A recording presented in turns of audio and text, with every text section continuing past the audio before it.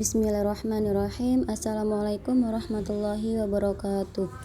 Untuk kesempatan kali ini saya akan memaparkan materi liabilitas jangka pendek. Untuk materi ini merupakan materi dari mata kuliah Praktek Akuntansi Keuangan Menengah 2. Liabilitas jangka pendek atau hutang jangka pendek memiliki karakteristik. Jadi apa yang harus dipenuhi oleh transaksi sehingga bisa dikategorikan sebagai utang jangka pendek?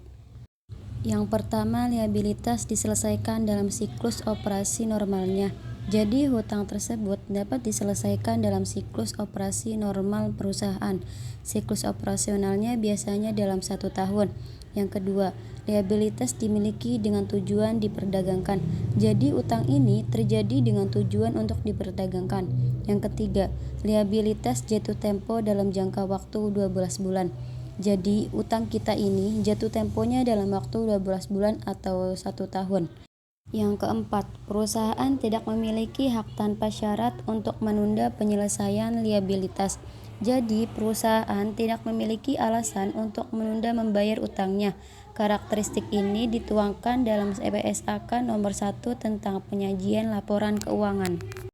Jenis-jenis liabilitas jangka pendek. Jenis-jenis dari hutang jangka pendek ini ada beberapa. Pertama, utang usaha atau utang dagang.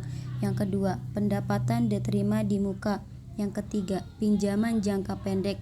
Yang keempat, wesel bayar berjangka. Yang kelima, utang pajak. Yang keenam, beban masih harus dibayar.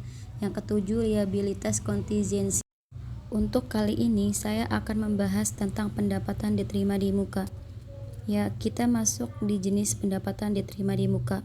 Pendapatan diterima di muka. Jadi, pendapatan diterima di muka ini pendapatan yang diterima padahal belum terjadi transaksi penyerahan barang dan jasa. Jadi, misalnya, kita belum bekerja tapi sudah dibayar, contohnya. Untuk contoh soalnya, PT ABC menerima uang muka sebesar Rp480.000 untuk berlangganan majalah musik selama 1 tahun pada 1 April 2011. Di sini kita jurnal 1 April kas Rp480.000 pada pendapatan diterima di muka sebesar Rp480.000. Penerimaan uang muka sebesar Rp480.000 untuk 12 bulan. Pada akhir tahun 31 Desember 2011, PT ABC akan mengakui pendapatan untuk 9 bulan, 1 April sampai dengan 31 Desember atau 9 bulan. Pendapatan diakui jika majalah musik sudah diberikan ke pelanggannya. Karena selama 9 bulan sudah diberikan, maka pendapatan diakui. Jadi jawabannya adalah untuk menghitung per bulannya Rp480.000 dibagi 12 bulan sama dengan Rp40.000 per bulan.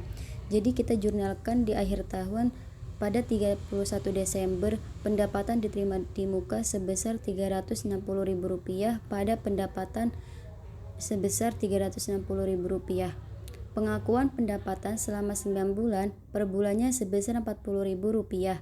Jadi 9 bulannya sebesar Rp40.000 dikali 9 sama dengan Rp360.000.